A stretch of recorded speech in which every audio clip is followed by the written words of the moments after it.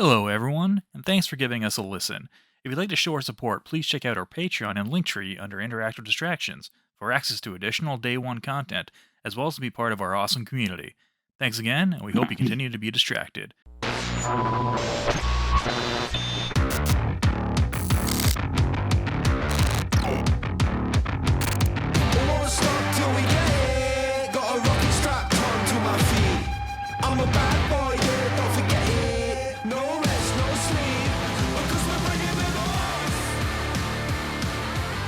Hello and welcome to Interactive Distractions, episode number 441. My name is Christopher Riccio, and I am here with Travis Baum. Hello. Jason A. Striker. Hello. My cat that just joins the cast. Meow. And Jeff Chorney. What up, guys? Might be a shorter show today. Not a ton to talk about. Well, we're going to talk about some distractions at least, and then see what else is going on. But how are you guys? What's going on? Jeff, why don't we start with you? How are you, buddy? Good, I guess. On the work front, I got assigned to another two dudes, two mortgage specialists. I got assigned to another two dudes. But yeah, it's didn't know that kind of job, Jeff. It's I was actually busy on Tuesday and Wednesday. Today, not so much. But you got a job. It's weird to work. Getting tons of good feedback from these guys. I've known them for a while. They've been part of the same overall team that I've been part of. Just I wasn't teamed up with them before, so that's about it. So it's looking like it might not be as much gaming for me during the day anymore. So boo-hoo. Does that mean no more early morning Street Fighter? No, that stopped a long time ago. But yeah, no, I'm still getting up early. I'm still getting up at like 6:30 a.m. to get in some gaming before work. So because I go to bed earlier, so I'm like, yeah, I'll do that in the morning. Well, yeah, that's basically it, man. Nothing exciting. Right. Jason, what about you? A chair broke. A goddamn chair broke. The back of it, dude. Here's a representation of my chair, and for everybody at home who's just listening, I'm doing it like a 90-degree angle with like an L. Here's my chair. It's doing this, and it won't go back up. Very obtuse. No. Yes. Now it's like. So I had a similar problem recently. Yeah, and it was that the piece that mounts. It's an office chair, I'm assuming, right? Not like a gaming chair. Right. Okay. The piece that mounts to the bottom that holds it to the base that had a big old crack in it. So is that what's happening to yours? I can't figure it out. Can't figure it out. No. Yeah. So mine the actual piece that that has the lever that pulls the chair up and down. I don't know what it's called, but that piece had a big old crack in it. And I replaced it, right? So you can actually find those. I replaced it. And then it broke again, this time a different way. The entire right arm of the thing just fucking came out. Like it was bolted to the bottom of the chair. Holy shit. And the entire bolt ripped out. And I'm like, well, that's serious. I guess I need a new chair. So, yeah. So office chairs are just shit. This one was like $300 too, but ouch. But it's lasted me like a good few years. But now it's like I don't think I can spend $300 on a chair. So I got another one for like $100 today. We'll see is that a kitchen table chair? Yeah, no, it's the chair. But if I go back like this, this is as far back as I go. Oh, that seems kind of comfortable. It's comfy if I wanted to go to sleep. If you want to pull that microphone close to you. But I can't even pull it all the way up. I don't know what, like something's stuck or something. It's fucked up. That's weird. It's broken, so I'm getting a new chair. Yeah. My whole world changes tomorrow. I can't wait. New chair. Yep. I got my new chair on Wednesday, and that's when my world changed. So nice. Yeah, it was a good day. It was a good this is the new chair, and I'm feeling pretty good here. So, but the other one, it lasted me about 2 years. It was about $160 or something like that. This one was cheaper and had much higher rated. It was much higher reviewed. So hopefully we have a better chance with this one. Let's hope so. Let's hope Travis has something more interesting than an office chair. Chair and work, yeah. I mean, office just to give work, you guys, office chair. Just to give you guys an update, like mine's doing pretty good right here. This is good. Yeah, we're still going strong. Good on you, man. Yeah. God, if you guys wanted some like really good news, you're coming to the wrong bloke. It's been a rough week.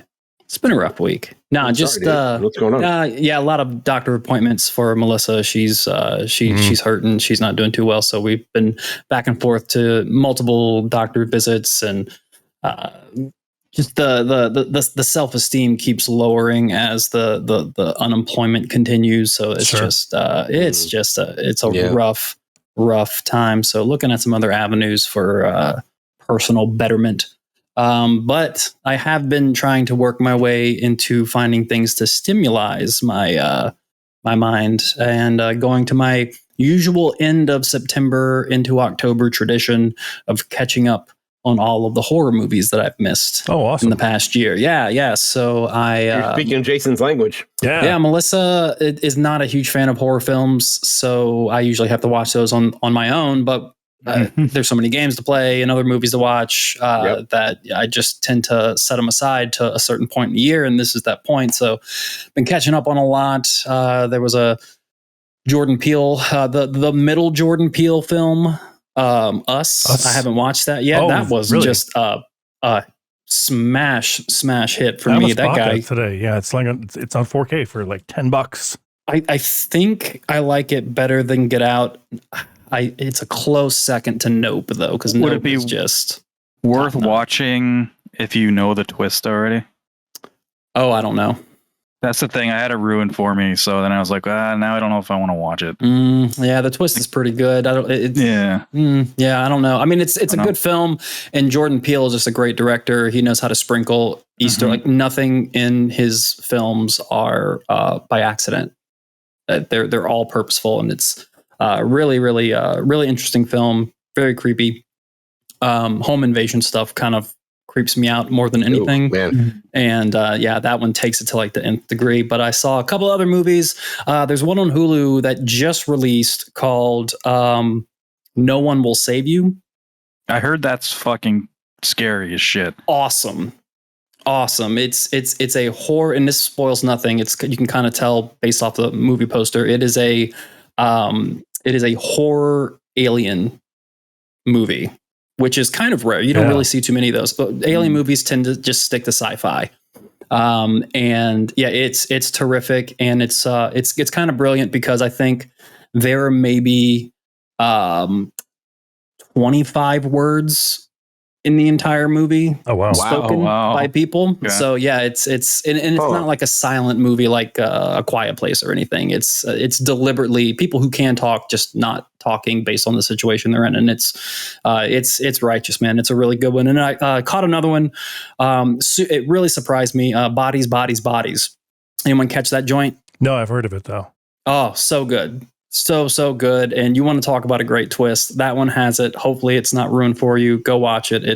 And all of these can be like streamed on various things like Hulu, Peacock, and stuff like that. So that's what I've been by chance. I don't have Shudder. I was thinking about Shudder's doing got some that. Good stuff. Yeah. I was thinking about doing that. Did they keep up with new stuff, like newer films? Kind of. Yeah. Kind of. Not only that, they've got the Joe Bob stuff, The Last Drive-In, which is really good. Also, cool. Screenbox does like original documentaries and stuff like the. Oh, nice. Yeah, I don't know, worthy of checking out for sure. Yeah, and then tonight is going to be the latest Terrifier that released. I haven't seen that one yet. So third one. Oh shit. Okay, I'm excited for that one. That's going to be fun. So, really the latest is the second one. I'm sorry. The latest is the second, yeah. Yep. The third one, I think they are filming it or have already filmed it, but that is coming. So that clown, man, he's scarily, comically, hideously funny. He's freaky deaky. He's very, very freaky. So I'm excited for that. But that's what I've been doing to kind of keep my my head afloat, just keeping myself terrified under my blanket. Nice. Whenever I'm going to bed. So that's pretty much. Guys, 'tis the season. This upcoming Friday the 13th in October. That never happens. That doesn't ever happen. That is pretty rare. Yeah. That is pretty rare. I'm going to have to kick my son out of the house so I can watch some Friday the 13th movies. Do a rock block of just some Jason films, man. That'd be fun. Huh. I've got Trick or Treat. Didn't even think of that. Which Travis and I watched together. Trick or Treat, yeah. And then I've got a bootleg copy of Trick or Treat, with oh god, who the hell's in that? That dude from Family Ties. Anyway, that's a really old movie and it's pretty shitty. But that's what you want, actually. The trick or treat night. The trick or treat night. I think so. The night we watched that was the night that we had the 311 concert. But when we were tailgating, and then Chris got sick, and we couldn't make it into the concert. I think that was that night, right? That happened. So we went to Jason's house and just to decompress because I was just kind of bummed that I couldn't see him. So Jason was like, "Hey, I got this movie. Let's check it out." And we watched it, and I remember like not hating the movie. Yeah. And then afterwards, Jason was like, "I'm so sorry we watched that. I'm so sorry." And I was thinking to myself, like, it wasn't bad. I was mad at it at first, but I've warmed up to it in recent years. I've seen it again, and I do like it. I think it's a pretty cool movie and some fun actor cameos in there. I thought it was pretty good. Yep. I especially like the Sam character for sure. Yeah. As a recurring Halloween entity. He's pretty good. I like him. Yeah. Anyway. But yeah, that's it. And so more horror movies throughout the month, I'm sure of it. But Chris, what is happening, my man? Let's see.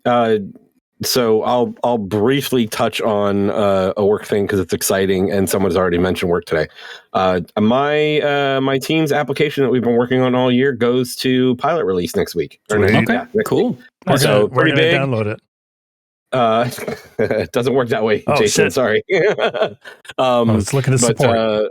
My team mainly works on applications that the dealers use, that the vehicle dealers use. So it's going to deployment on Wednesday, and then we've got our first dealers on it the following Monday. So it's a pretty exciting time. We should get UAT sign off tomorrow. So that's super exciting. One big thing that I ended up working on this weekend was trying to fix my computer. So I don't know if it's something that I don't remember if we've talked about it on the show at all, but my computer has been having an issue where it will literally just power down and power back up. And it did it relatively often. And after looking at different, possibilities, I, came to the hypothesis that it was probably the PSU. And I had a couple of people. Whoever recommended that. You did recommend that. I was already kind of leaning that way, but you absolutely did recommend that as well. So I went and actually I went and checked. They have like calculators on how much power your system needs. And the way my system is right now, the power estimate is between 750 or it was between 700 and 800. Oh, and my PSU was a 750. So I was like, you know what, I'm just going to go ahead and upgrade. Yeah. So I it was a 750 gold, and I upgraded to an 850 platinum. That was actually on sale. But switched out the PSU, and I think I found what the issue was. As I was removing the PSU, I noticed that the wire harness that was plugged into the PSU for the motherboard, I didn't have to pinch it to remove it. So the tab that actually clips in, right? The tab that keeps that into the PSU was busted. So chances are, I'm hoping that was the issue, because my PC has been up since Sunday and I haven't seen it shut down. So knock on wood that's still the case. But yeah, I played some Baldur's Gate on it, and I played some Mortal Kombat on it, and everything seemed to be running pretty well. We'll get to that in a little bit. But yeah, so happy that that's done. And I feel like there was something else that I wanted to mention to you guys, and I don't remember what it is. How thankful you are that somebody suggested. I am very thankful that several people actually, besides Jason, but Jason was the first one to mention PSU. Was that me? Yes, it was you. I said that already. I'm just reiterating. Gave you credit already. I'm just reiterating. It's fine. But yeah. So overall, it's been a decent week. I'm excited that the PC is hopefully doing better than your internet connection. It looks like it's working swimmingly, Chris. Like, I got to tell you, man, it's Did I just freeze up? Yeah. Yeah. So that I think is actually because of a monitor situation. So What? that I have to fix, but That's not a monitor situation. Your internet connection? No, that wasn't my internet connection because my screen just flashed. Okay. I think that's something where one of the cables that I'm using that's going to my bigger TV is not. Ever since I hooked it back up, it hasn't been as stable. Weird. So the computer is constantly going back from one monitor to two monitors and back. So, no. So that's where that's going. Jason, do you have any recommendations for good HDMI cables? I need I am in the unfortunate position to have two TVs rather than monitors, and the card only has one HDMI out. The rest are DisplayPort. So I have a little adapter. Yeah, I've got an adapter for it. Or actually, the cable that I have is DisplayPort on one end and HDMI on the other. Oh, so I think I'm going to actually get an adapter instead because that's I think that's where I need to go. Maybe, but but I had to kind of flip around some of the cables to get everything to work because I moved the PC from right next to me to over there, and it's a little further away, so I need longer cables. So we're not done with the PC, but at least it's not shutting down on us. Exactly. Yeah, there it goes. But yeah, that's it for me. Let's talk some games. Okay. What do we got this week? Anything new this week from you guys? I played something new. Yeah, there we go. Yeah, Jeff. I went and grabbed the Separate Ways DLC for Resident Evil 4 remake from Journey. Okay. Yes. I never played. I didn't even know there was that DLC for the original RE4. So nothing of what I'm saying has anything to do with that, and I can't make any comparisons. But I really liked it, and for the price, I think it's it's $13 here, so I'm assuming that's like $10 there. 10, yeah. It is so worth it. It is really good, really good and beefy. It took me longer to beat this than it took me to beat the entirety of Resident Evil 3 remake. And that's not saying much because Resident Evil 3 remake is pretty short. But for $10, it took me about 7 hours. I think it was around there. Dang, not bad. That's Resident Evil 3 remake is more than 7 No, hours. I literally just played Resident Evil 3 this year. I played it right after I played 4. I'll check my save game, but I'm pretty sure it's under 7 hours. Wow. It was 6:30 something or something like that. But it's cool seeing the whole perspective of Ava when what she's doing while Leon's doing his thing, and how many things you do as her that affects Leon that you have no idea when you're playing Leon. In the first playthrough, which is cool. Have you guys played the DLC, the first one, for the GameCube or anything? No, or PS2. So that's what it is. You're basically going through as Ava. I'm going to stop you right there before the really, really nice people on the internet correct you. Sorry, I'm getting it wrong, aren't I? Ada. Ada. Sorry. Ada. That shows you how close I am with Resident Evil 4. Right now. Yes. One of them. Jeff, it is Ada Wong. She's Japanese American, not Korean. Oh, my bad.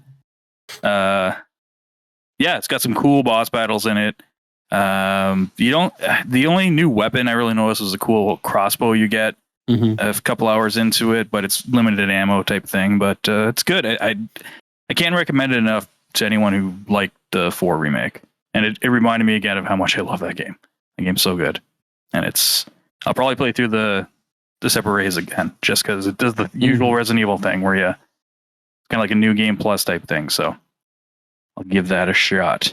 Yeah, I'm definitely going to give that a shot soon. Whenever there's a lull. Yeah, seriously, and there's not much of that right now, or coming anytime soon. No. That sounds cool. Anything else? It's definitely. I really liked it. I wasn't gonna get it right away, but I was like, you know what? I want a palate cleanser with all the long ass shit that I've been playing. So played that. And other than that, though, everything's. Oh, I played Liza P. Ooh. If we want to talk about that now, because Travis beat it. He talked about that last week. Twice. Yes. Well, now it's twice, right? Now it's twice. 3 times, or I'm going to be 3 times. I'm on halfway through my 3rd playthrough. Yeah. Good God. Gotcha.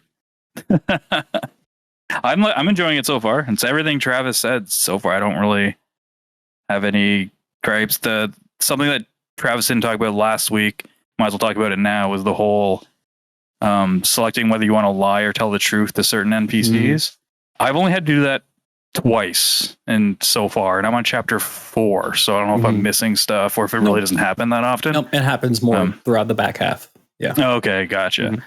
But yeah, I like it. I was struggling at first. I think I just found out today how the leveling works for the P organ. I didn't realize you had to put in the so you get the P organ, and then you got to use quartz to slot things into the P organ, and you got to put them in each one first, unlock the first passive stat you get, if that makes sense. So yeah, so it's a web of clusters, and the cluster is like a really, really good upgrade, like more stagger, or you get more healing.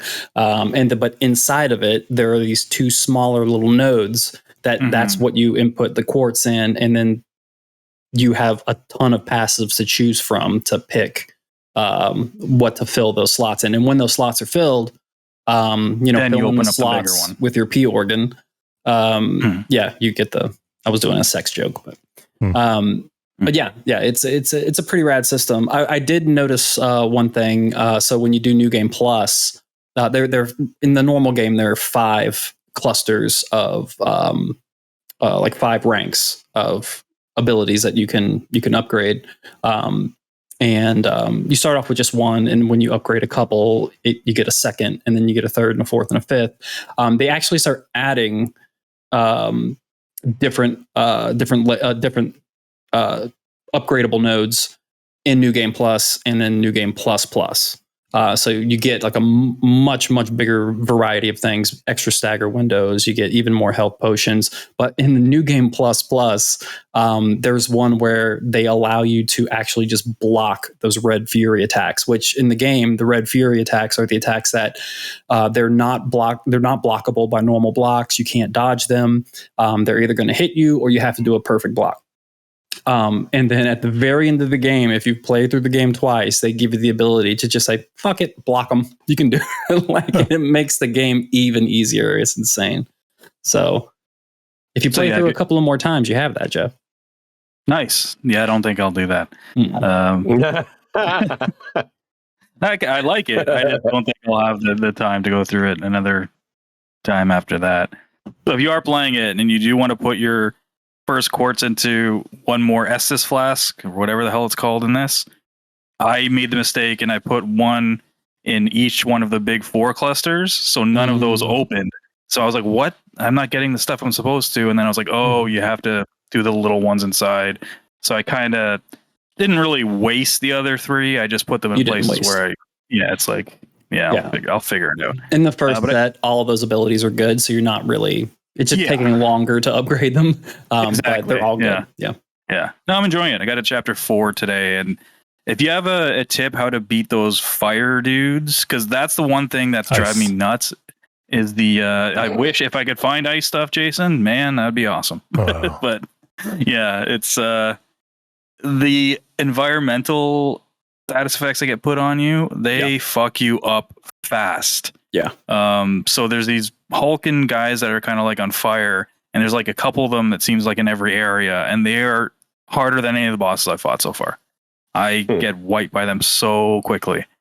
And one leading up to chapter 4, you have to either fight them, but I tried about 5 times, and I was like, I can't keep up with, what do you call when you like debuff, I guess, debuffing the shit on me and attacking him and dodging or blocking him. So I said, fuck it, I'm going to kite him out, and then I'm just going to run up the hill. Yep. And then I was running up the hill, and he was chasing me. And right when I was about to activate the star link, or whatever the hell that thing's called, it said enemies nearby, so I couldn't do it. So I had to kite him the other way, run all the way back down the hill, and then run all the way back up, and finally did it.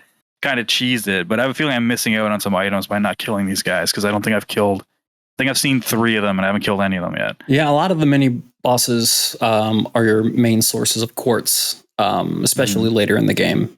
So it is definitely within your benefit to take those guys out at some point. But you can always just go back, like once you've done some leveling up, and take them out. So yeah, the internet has been bitching about those flaming robots for many, many weeks, but it'll come to a point where it just becomes they're nothing. And then once they're easy, you won't face them again. Like they just don't show up anymore, ironically. So it's just one of those things. Gotcha. Now, did you just have like resistances to the status effects they put on you, or just really? Because I found when I block, I still because it builds up that meter. And when the meter hits the end, it does build. Screwed. Yeah, it does build, but not as much. And of course, if you do a perfect block, it won't build whatsoever. It's more or less like once you stun them, they do this move where they just blow fire all over the place. I've done that. That's the big source of the chip damage you're going to start taking, of the effect damage.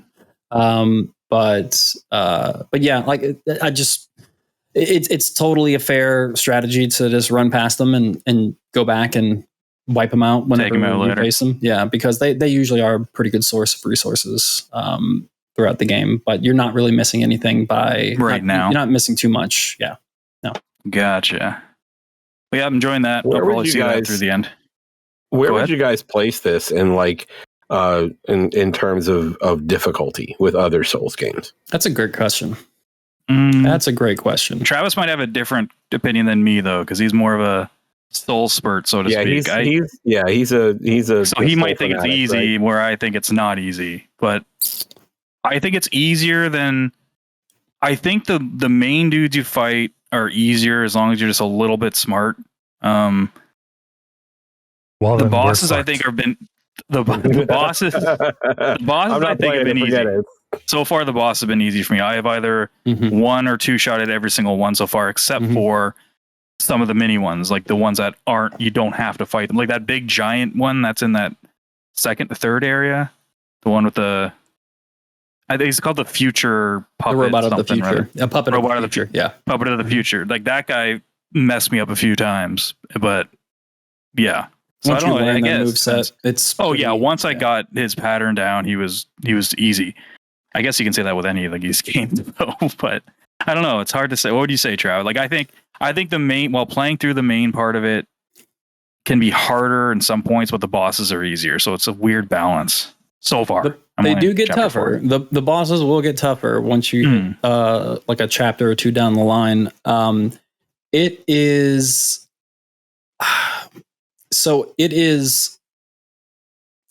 easier than, in my opinion, I find it easier overall than like your Souls series. I find it way easier than Bloodborne for sure. Especially when you start getting into like DLCs or difficulty ramps up. Difficulty wise, this game, I think on a normal case by case basis doesn't touch anything that Souls like the From Software DLC has done. Like that is like maximum difficulty. Honestly, I would put, even though the combat is different, I would put the difficulty on par with something similar to Elden Ring. But I don't want to get you hyped on that because I know that Elden Ring is the one From Software. Though, right? So it's not like, it doesn't have that pull of like going anywhere you want to go, because that's a lot of the allure of that. And then like the bosses, like some of the bosses at the end of dungeons in Elden Ring are kind of like mini bosses, even though they have a health bar. A lot of them are pushovers and not that challenging. The bosses in this game are more robust in terms of their difficulty, but this game just does something in terms of like forcing you to read moves, at least for me. Forcing me to read movesets. I would agree with that. Yeah, than any Souls game has ever done. Yeah, it's. Is it more like Sekiro in that aspect? It is more like Sekiro in that aspect, but in my opinion, way easier than Sekiro. It's easier than Sekiro. Because with Sekiro, you had the parrying. I never had an issue with the parrying as much as mixing up where there were sweeping dodges you had to do, and then there were like the red power moves. So it's like wrapping my mental dexterity around, okay, block. Okay, I'm good at this. Block. Oh shit, it's a red fury move. I have to like now do that stomp to like their thrust moves in Sekiro. You have to like stomp them down, or they do the sweeping move. Oh shit, I got to jump. Like it's just, it was so many different layers. But now with Liza P, it's just a focus on the blocking itself.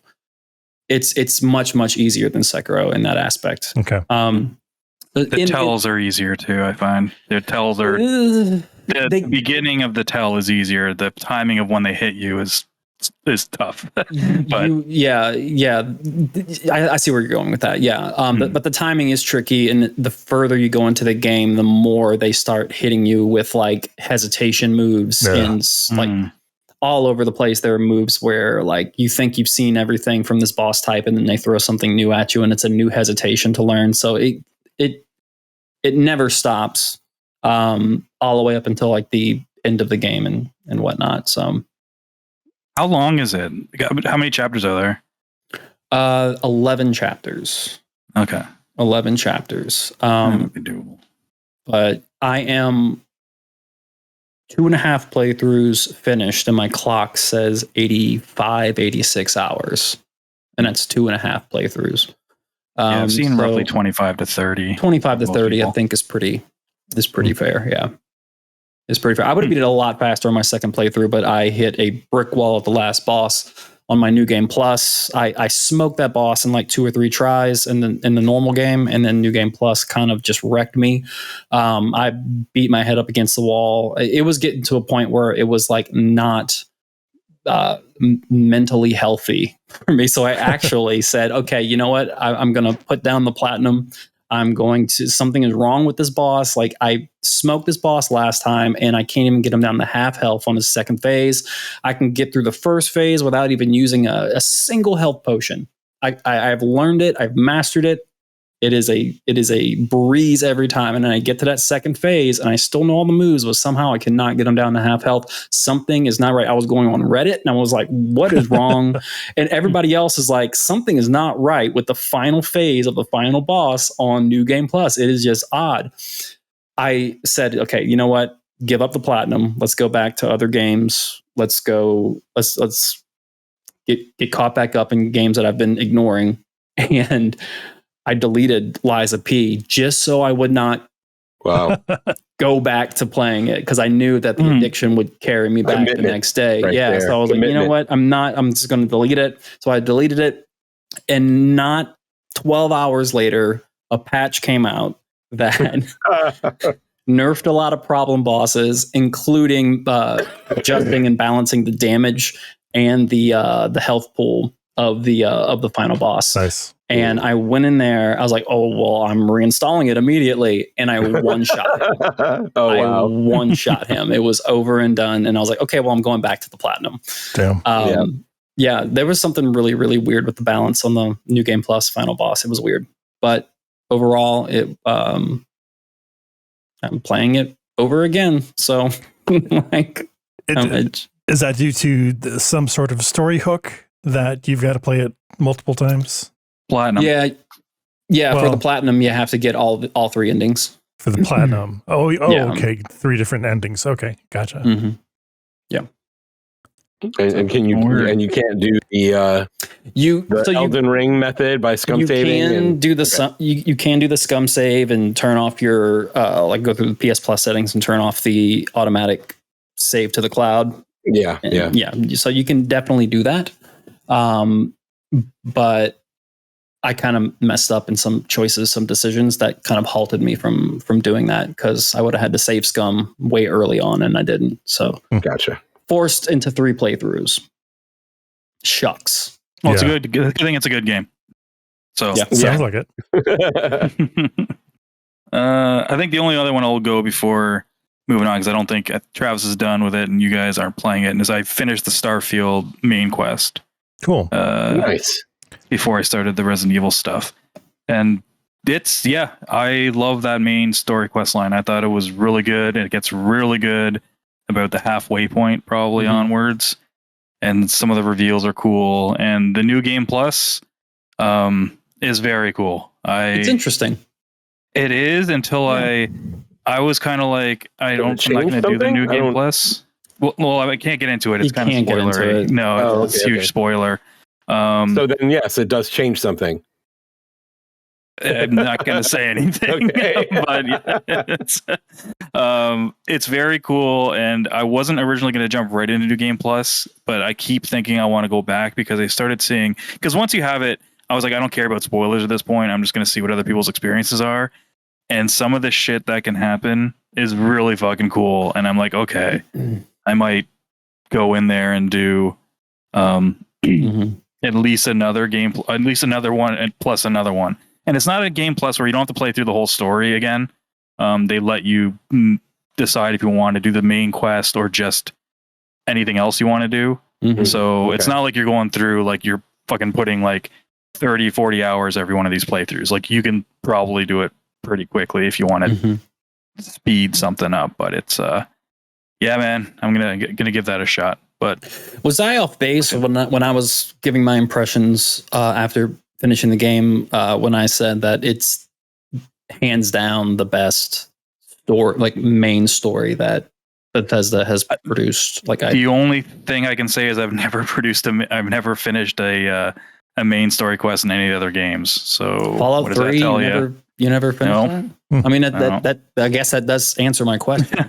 Yeah, this had me hooked. Like I usually get sidetracked, and I did get sidetracked in this, but then once I got to a certain point, I made it like part of my mission, pun not intended, but to literally go back to it every time I completed something on the side, just to make sure it kept progressing. And then once I finished one of my other faction quests, I was like, you know what, I'm just going to beat it and do anything I kind of missed faction wise in my next playthrough. But yeah, I would say you're not off base because again, I never beat another one. So yeah, still on my list. I'm going to get to it. Yeah, you'll dig it, Chris. I think. Yeah, I have a feeling it might end up being my favorite Bethesda game. So the way that you guys are talking about it, because it's like everything just feels really right up my alley. Yeah, and it was such a slow burn though, but once it caught on, man, it just really clicked.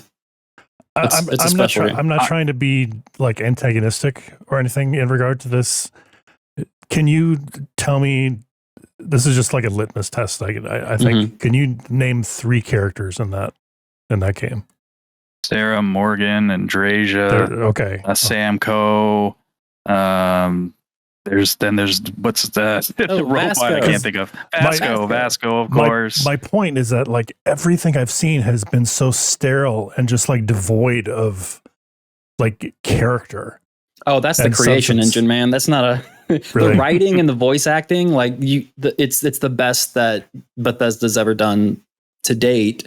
But it's not saying much because those characters, like when they're standing there, they are so, even though it is an improved version of what we've seen in previous Bethesda games, they are robotic. That was that was definitely, when I was giving my impressions a few episodes ago, that was a knock for me. It just I was just coming off of playing a little bit of Baldur's Gate, which is like really, really great, like good immersive communication. And going to Starfield, I was just like thrown off a bit. I was like, man, it's just not, the talking is not grabbing me. I'm not feeling connected with these characters. I will say Andraja, who I chose as my romantic partner, she was probably one of the best characters. She got better versus everyone else. Like it's still static. Like it's still that static person just standing there and talking to you. But like that character, and I exhausted as many conversations as possible in my playthrough. She stood alone versus everyone else, in my opinion. Like she was a great, great character to get to know and kind of broke the mold a little bit, even though it was confined into the engine. Yeah, it is what it is. And it also, like, did you do any of the faction stuff, Jason, or like? Because that's where all the characters are. Far. Like, and I'm trying to beat my head against the wall, I guess, and just say, okay, this is really boring right now. Did you do the Into the Unknown quest like we suggested? No, I haven't gotten that far yet. That's not that far. Yeah, I think that's where I think people are. Like Travis said, it's a slow burn. I think it's a slow burn if you don't do the main quest up to that point. Yes. And then people get sidetracked because they look at it like it's every other Bethesda game where you go and do that. But That's why I suggested do the story mission at least until after you do Into the Unknown, and then go and do a faction quest. 100% And then you start. agree. Yeah, because that's not far into the game at all. That's maybe 5 hours. If you just stick to the main story, it's like I think it's like the 5th story mission, maybe. Okay. My first impression of the game would have been way better if I stuck to the campaign first. Yeah. Gotcha. Yeah. Just because that opens up something that is essential, I think, to making that game fun. Okay. If you don't want it just to feel like Fallout in space. I do want it to feel like Fallout in space. It won't. I want it to It feel won't. like That's the problem. It won't. It's not. Yeah, it's not Fallout in space. I just wish. I'm not sure if I mentioned this before. Like they were going for like hundreds of galaxies and planets, and I just wish they would have stuck to like honestly like 2 or 3 galaxies and made those maps really robust and like really interesting. I wish they would have done that more than just trying to go for quantity over the quality.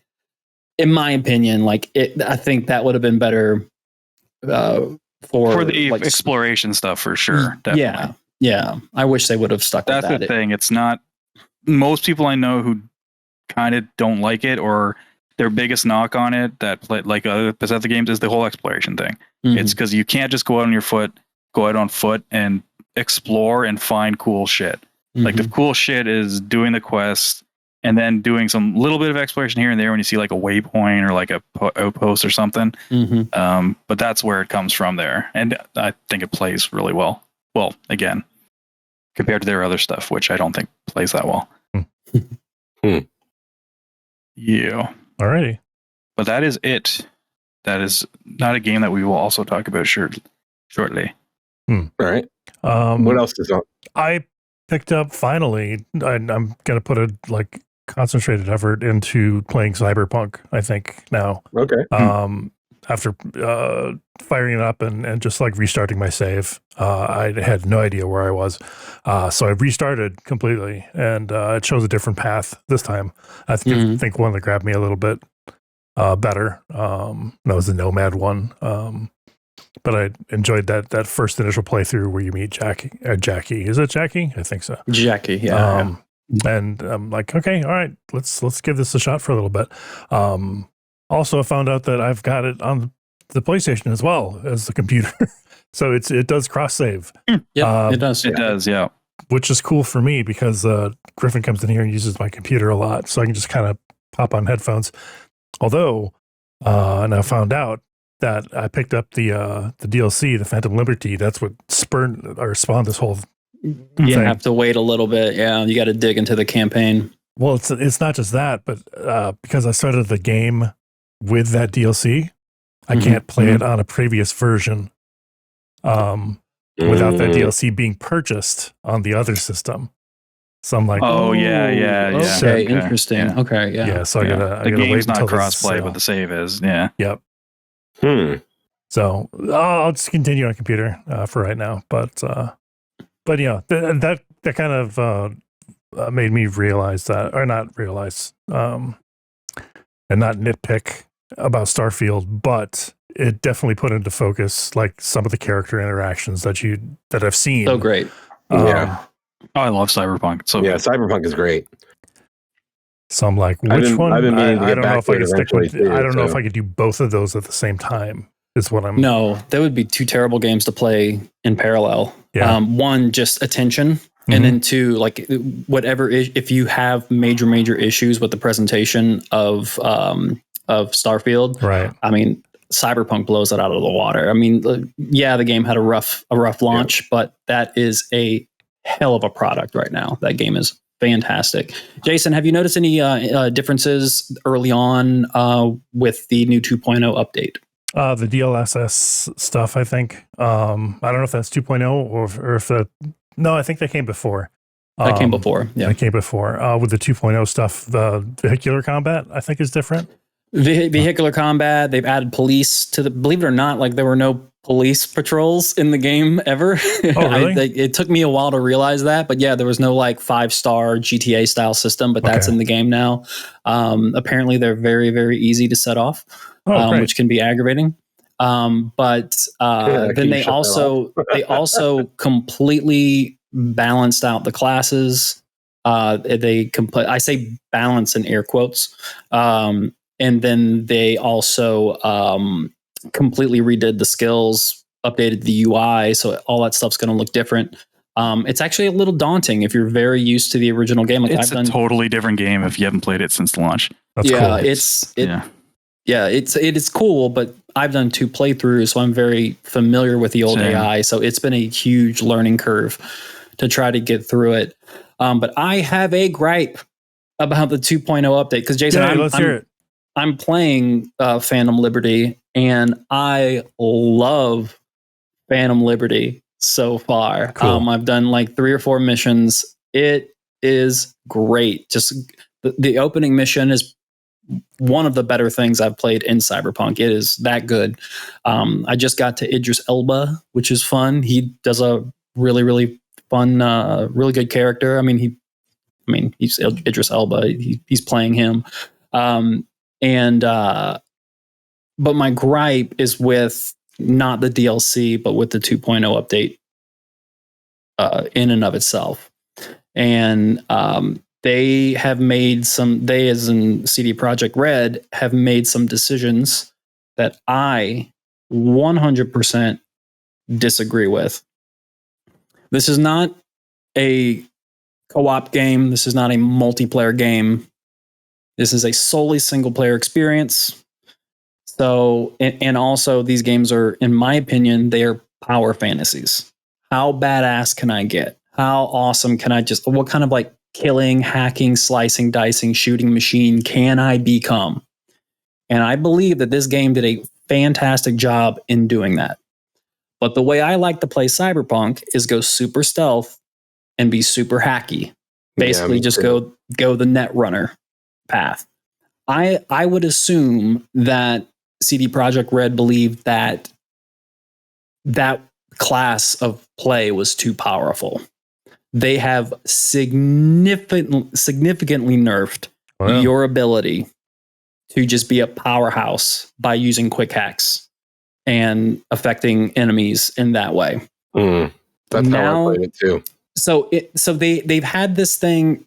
They've had this issue, not this issue, but they've had this not even a feature, but this hurdle. If you use enough quick hacks, and if the group of enemies that you're going against have a Netrunner that's a part of their group, their small group, they can counter hack you and trace you.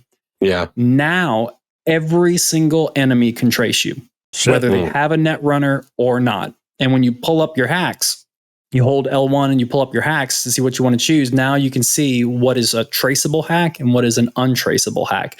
And your untraceable hacks, there's like 3 of them out of like 20 hacks that you can choose. And of course, all the hacks that I like using, I like doing the biological attack that spreads out to other characters. Like I like doing the suicide hack where like you can just like have that spread to multiple guys and then 5 guys standing in a cluster just pull out a gun and shoot themselves in the head. All that stuff is traceable now. And the second you pull off that hack, then the trace bar pops up. They're on and it's on you. And there's no counter hack. There's no way that you could fight against it. I looked through the skill tree. I can't find a skill in the new skill tree that allows you to counter hack it. Like you can slow down the trace, but once it's done, boom, they're all on you and they know exactly where you're at. And then your stealth is blown to shit. It completely nerfs the power fantasy of the Netrunner in this game. And I cannot stand it. That sounds like a bummer. It's a huge bummer. So I have a recommendation for you, Jason. Yeah. Stick with like a combat focus, like if you want to like. Yep. I'm not much of a stealth guy. Yeah. I want to slice and dice some shit. You're going to have so much fun because they've made that so much better. Like they've made that so fun and added so many like martial combat abilities, like a really, really viable option, more than a viable option, like a superpower essentially in this game. And then everything hack worthy. Like the hacks themselves work great as they've always have. It's just now you can't, I'm scared to use them because it's like, I want to stay stealthy, but if I use it, I'm going to get caught immediately once the timer runs out. Sure. It is massively disheartening, and I hope that there's some way. There is a new skill tree that they do add into Phantom Liberty. I'm hoping that at some point it pops up like the ability to block traces, because it's kind of hurting my experience a little bit. It's a bit of a bummer. But the DLC is great. Story's good so far. Good. That's good to hear anyway. Yeah. That's why I got it. What else is It's new? good. I got it. I loaded up and I was like, holy fuck, I got to reassign like 40 perks. I'm like, I don't have time for this right now. So I'm like, I'll wait until I'm done something else. Yeah, I have a feeling if I were to go back and play it again, I would start over. I thought about starting over, but it's like, man, I've done 2 playthroughs already. Do I really want to go through? I've only done one, and I didn't like the ending that I ended up with, to be honest with you. There were some key side quests that I think I missed. I think it was just because I was trying to finish it up before something else came out. And yeah, I mean, at this point, if I were to, I would probably just start it over. Either that, or I would go back to. I'd have to go pretty far back in my save file history to find something before, like the entire ending sequence, before even getting the prompt for that last quest. But Word. Good stuff. What else? I think that's about it. I played a little bit of Mortal Kombat, so I didn't get too deep Mortal into Kombat it. 1? But yeah, Mortal Kombat 1. Whoa, cool. So I only got like 5 or 6 missions into the story mode, but this is my first time experiencing like the story mode in any Mortal Kombat since they've done that. What do you think? I'll be straight up with you. Like the last time I played Mortal Kombat, it was probably like 3. Like it's been a while. Yeah, it's been quite a while. But like I'm really, really impressed at how they just how well everything kind of flows together. There's like the story aspects of it, and then that like they're like even at the very beginning when you're playing with Kung Lao and Raiden is there with you, and they're just kind of like shooting the shit, and they're like, all right, how about this? Let's fight for it. And it kind of they lead over to this other side of the restaurant so they don't break things, and you have a fight with stage, them. Yeah, and that's a stage, and then like then it immediately flows right into another story piece right after that. So this is all new to me, like, and it's rather impressive the way they've kind of got me interested in what's happening, and then the ninja team comes in and like smoke pops up and things like that, and and then you finally get introduced to Liu Kang, and I was like, I was just really I really enjoyed all of it. I think my favorite part of all of it was, and actually I have a question for Jason. You said you finished the story mode. I'm assuming that as you're playing the story mode, you open up additional moves and stuff like that. Is that accurate? Not moves. Yes. Well, yeah, like with Raiden, you do. That's probably what you're asking about, because you don't have any lightning powers yet. Yeah. I'm actually asking about Liu Kang or Kung Lao, because Kung Lao, he doesn't have his hat. One of the story elements is that he takes off his hat and throws it. At I can't remember who it is. I think it's Sub-Zero or Scorpion. Is it Scorpion? Okay, and it just hits him in the helmet. And it just bends and falls to the ground. And I laughed, like cackled at that. And I'm thinking, is he going to get that move back? Like that was one of his key moves. Absolutely. Does he get it back? He does. Yeah. There'll be a real quick story blurb about it. Yeah. And the same thing with Raiden. He will get his lightning powers, but it'll be based off of something in the story. So nice. Okay. Cool.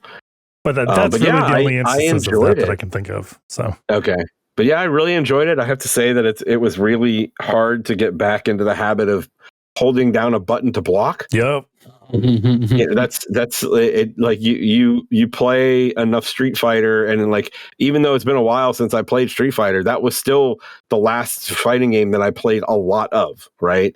And you get so used to like every fighting game but Mortal Kombat. Yeah, everything but Mortal Kombat is back to the block, and getting used to using a button for it, and then the fact that they use it for moves as well. So it's I'm still getting the hang of that. Mm-hmm. I'm wondering if they do that now just to keep it OG. Like, is that why?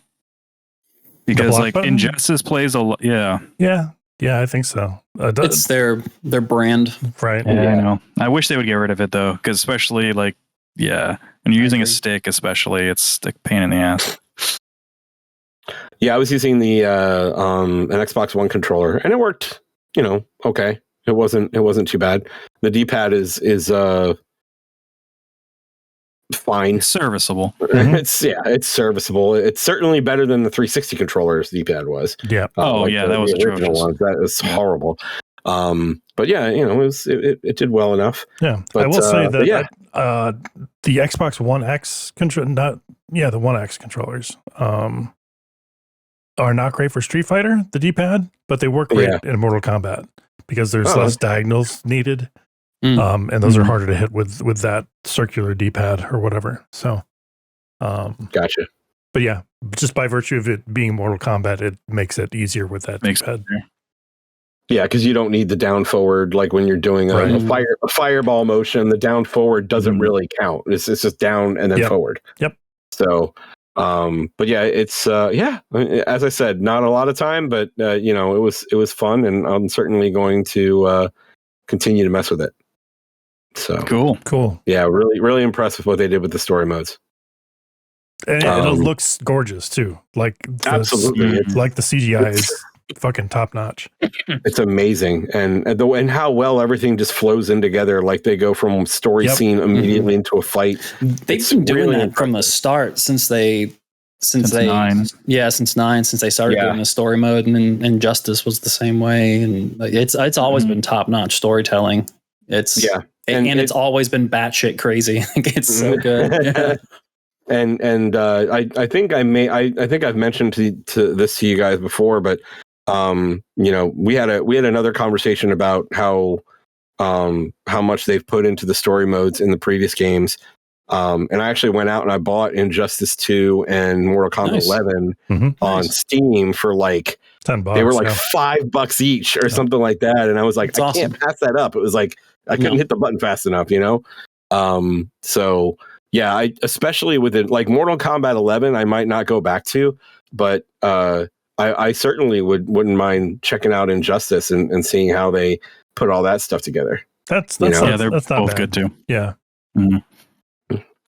But yeah, besides that, it was just Baldur's Gate. Still, all I got left is the big bad on my main playthrough. So yeah, I cleared out my quest list, and I've been hesitating because I'm like, if I play this, it's over. It's like that's how this feels for me. Start again. Yeah. Well, I don't want to start it again now.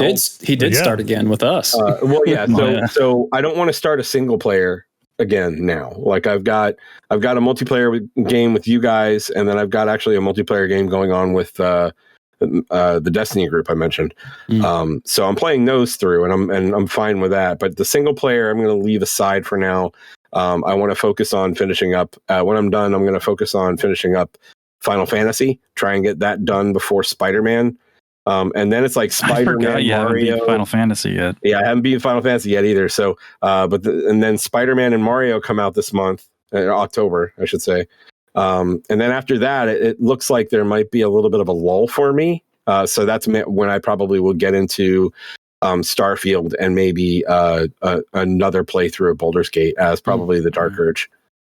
So, yeah, that was the last little bit that I played this week was digging more into the Underdark in Baldur's Gate. But man, I am struggling to keep my attention. Like I like what I'm doing, but it's such a slow pace. And like the only thing that's keeping me going is that what is there and what I'm playing is good, but it's just like that pace is at a crawl. There's some pacing issues in that game. I think the first act flows pretty well.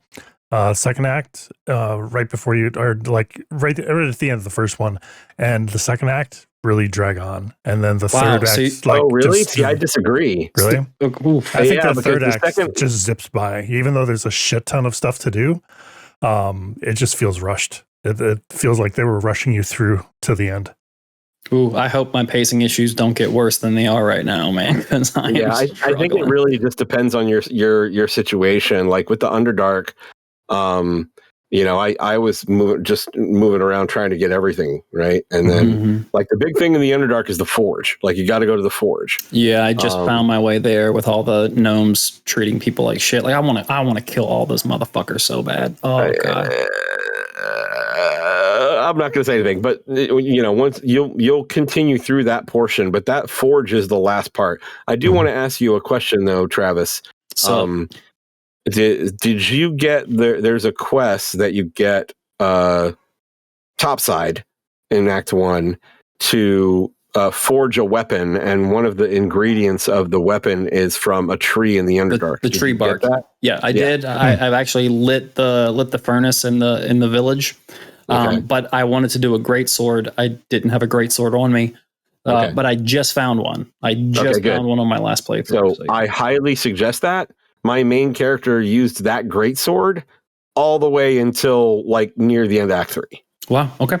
Good. Because the damage itself is just like standard great sword damage, but the perk to the sword itself is amazing.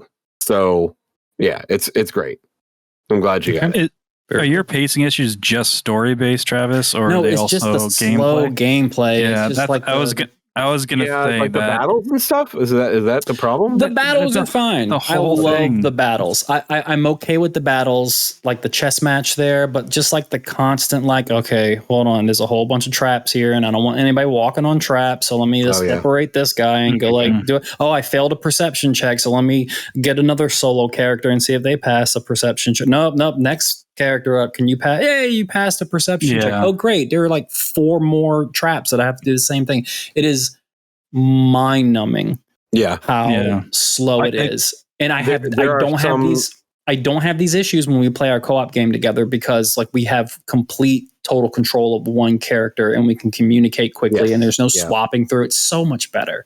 And that's why I haven't started my single player, for that exact reason, because I played so much Divinity 2 that when I got to the end of that, I just honestly didn't want to play it anymore, because it's like you do a cool battle, then you got to do a loot check for every single character, and then you got to upgrade for every single character, and then you got to do everything. And at first I was like, this is kind of new to me. This is awesome.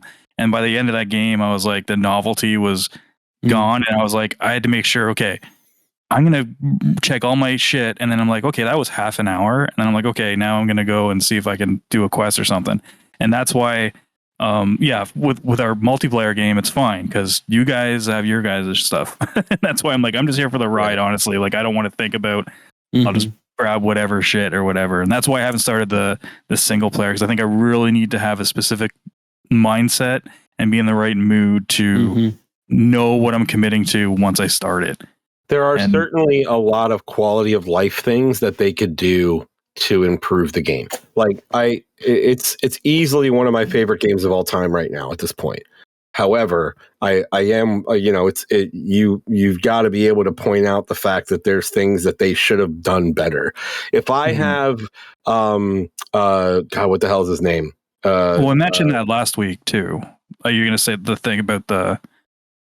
I don't know. You said you made some comparison last week as well, something to do with quality of life. Yeah. Well, one of the things is that there's a lot of stuff whenever you try and do something, if you got someone in your, like, it should just, it doesn't automatically do it. Yeah. Right. You should be able to do it with the person that does it best in your party, or at least be able to move it around. One of the other things that I'm going to tell you guys right now is a big problem. If you're going to switch out characters, make sure you get whatever loot you need from that character before you switch it out. Because if you don't, you got to go back, switch them back into your party, get that shit out of their bag, and then get rid of them again. It's I found that out the hard way.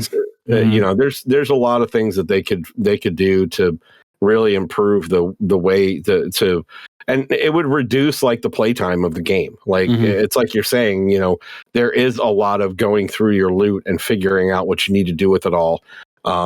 And a lot of times I just got to the point where I was like, back to camp. That's all I did. Everything just got sent back to camp. I didn't give a shit what it was unless it was rare, and then, you just eventually get to a merchant And that's where there's not a merchant you can trade with in your camp, but the fact that you can instantly go back and forth from the camp to the merchant helps a lot, because you go back, you overload yourselves with shit, and then you go back to the merchant and instantly get rid of it all. So that part worked out better, but yeah. But that's it. Word. That's it. Any more games, guys? And we did play our multiplayer game this week, and it was fun. Did. So, I wish there was a way that we could start earlier, so we can have like more than a couple of hours to play. Because like I feel like we get warmed up, and I know Jeff has to go to bed at a certain time for work and stuff, and it's like, oh man, I want to. No, it's not going. so it works. It's just a habit I'm in that I don't want to break anytime soon.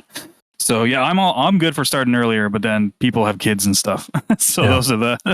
Well, I mean, I can certainly 8:00 is usually my time, so I can certainly work on trying to get on earlier than that. Okay. I'm not sure if that works for you, Jason. I'll make it happen. Okay. I've only got the one here, so.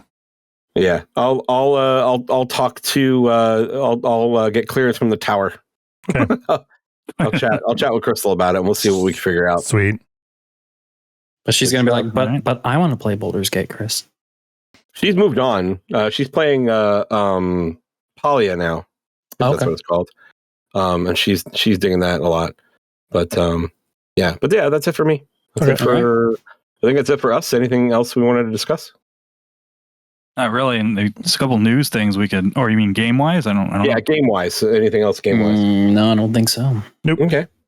No, nothing. Tell us about the news, Jeff. What do we got? There isn't much in terms of volume, but some voice actors are joining the whole in on the SAG strike, and they're striking as well. Cool. So that puts a halt to any type of audio production for games for a little bit. I think Travis was saying that he saw somewhere. Chris, you're saying about 2 to 4 weeks is what they estimate. So the Writers Guild of America has been striking for months. SAG-AFTRA followed suit. The Writers Guild just came to agree to terms with the studios. Right? That was today. It was 2 days ago. Well, today they put pen to paper. Yeah, but the deal was kind of agreed upon loosely, but the union had to vote as a group. So it is officially done. So since, and it sounds like the writers got a pretty good deal. They got almost everything they wanted to ask for. So since that sets precedent for these other strikes that are happening right now with SAG-AFTRA and then also including these video game voice actors, experts in the field are predicting 2 to 4 weeks, and the rest of the deals should be set in stone pretty soon, hopefully, and then we can have full production back in action and stuff. So cool. Yeah. Hopefully they get their stuff, get what they need and what they want, and Mm-hmm. When did the writer strike start? It was 14 years ago. 145 Holy days crap. ago. It was 3 months ago. Yeah. May 2nd. Wow. The big thing of news is Big Jim Ryan Big of Jimmy. the Sony PlayStation. He is stepping down. He's retiring from head of PlayStation. Yeah, he's retiring. So he's staying on there till March. And then they're going to have an interim president on there, which the name is not off the top of my head. If one has read. Jason, congratulations. Hey, congratulations. It's just don't congratulate me too much. It's just for the time being. I'm just filling in. Yeah. You guys hiring? Yeah. So yeah, he's been head of the PlayStation team, I think, since 4 years ago, I guess. I guess it was just before the PS4 was ending or coming to an end. He's been with Sony since 30 years. But yeah, even with PlayStation for a long time, but yet it wasn't the head. He was the head for 4 years. Yeah. Then he did like the European division, like SCIE or whatever, for a while. And that's one of the reasons he's saying he's stepping down is because he lives in Europe and it's time zones, man. Yeah. It's probably stressful and a lot of work, and I'm a huge fan of it. Not necessarily anything against Jim Ryan. I think they're directional change, and I just like a changing of the guard at the CEO position. Mm-hmm. I like that to be frequent. It's like similar to like political term limits. I just think you just need fresh blood in there, just to kind of like keep the company current, change. Because if you stay stagnant and you just keep doing the same thing over and over and over again, at some point things are just not going to start working out. And just some people have good ideas that need to be put in a place of power to try new things. So I'm a huge fan of this. Like, I don't see much of the status quo of Sony really changing much, but I don't know. I just like fresh blood in there. So hopefully the person who eventually does take over is, I understand they have a responsibility to their shareholders, but I would love them to continue to be consumer friendly in terms of their production. And the most important thing is just keep your hands off the studios and let the studios do their thing like they've been doing. That's like kind of number one there. And just be fiscally smart and try to quit laying people off. Just be cool, and try man. to stop be cool. raising prices on shit like PSN. Yeah, I don't think they've been that consumer friendly this generation. Yeah, that's PS4, no, I say consumer friendly. No. Yeah, no, I don't know what you mean. Consumer friendly is probably an incorrect term and stuff like that, but being creative friendly. But one thing I'm hoping changes, which I'm sure it won't because they just started this, is they're going way into games as a service, and I want them to stop. Maybe not do that. So, yeah, we'll see. That's the thing. He's not stepping down. Like, he's not getting, like, there's some people saying he got fired or whatever. I don't think he got fired. I mean, he's making the money. They're in one of the best positions they've ever been in. So he's doing that part right. So yeah, this is let's get out while we're on top kind of thing. I think he's kind of like, you know what? Fuck it. Like, dude, he's older too. He's a retirement. Like, he's not like he's retiring at like 50. So do those Microsoft emails you think have anything to do with this? Trying to get a little conspiratorial here. I doubt it. The only thing I thought maybe is he got pushed back by some of the other Sony devs because he did kind of throw them under the bus during the entire court stuff. Yeah. So I think they might have been like, what the fuck, dude? That's not cool. But I don't know if that would hold enough weight for them to be like, we're going to let you go, but we'll let you do it your way. I think it might be a little bit of, I think it's mostly he probably wants to retire. He probably doesn't want to be running Sony America. Like, so he's probably like, all right, well, may as well go now. Yeah. Maybe they'll bring back what's his face? So Trenton. I like Jack Trenton. Or even Sean Layden. He was all right too. Sure. I'm just doing a quick Google search here. They'll bring them back. Doing a quick Google search here. PlayStation CEO Jim Ryan has 151 employee ratings on LinkedIn, with a score of 69 out of 100, placing him just in the top 50 percentile of the I would say for an electronics, like a technology company, that's pretty low. I don't know. But overall, I have no idea. 50 percentile, that's fine. Yeah. So I was just curious about that, like if he was well liked within the company, and it does seem the majority did like him as CEO. Yeah. But if you do happen to have just bought his jersey, you might want to sell it soon. That's all. It's vintage now. It's officially vintage. Yeah. Or get it signed. Exactly. Then it's a vintage jersey. They're going to retire the number. I got my Kaz Hirai jersey framed up right now. It's a classic. That's basically it, though. It was pretty slow. Outside of those pretty big things, that's about it. All right. Did you grab any community stuff this week? Nope. Not this week. Okay. He was too busy playing Liza P and working. Yeah. So that's all right. Mostly games this week. That's what we want, right? That's good. But yeah, that's. We still want community stuff. We love it. So don't stop. That's yeah. Absolutely. I'll throw out something this week for sure, or next week. Awesome. All right. I think we're good then. Yeah. Yep. Awesome. Thank you guys. And thank you all for listening. Hope you enjoyed it. If you did, please tell a few friends about us, and please like, subscribe, and comment. That helps. It does help. It helps. And his computer died. Oh, there it is again. Yeah, and it just flashed on me again. I got to figure out what that is. Yeah. Where did I end up? Anyway, who are you? I don't know. I heard that'll help or something. I don't know. Helps. Okay. Yeah. So if you enjoyed it, tell a few friends, like, subscribe, post comments. Check out our Linktree, check out our Patreon. Both of those should be in the comments below. And yeah, we appreciate it. So until next time, my name is Chris. I'm your boy Travis. I'm Jason. I'm Jeff. Play your games, and we'll talk to you next week. Your boy. Your boy. Hit that subscribe.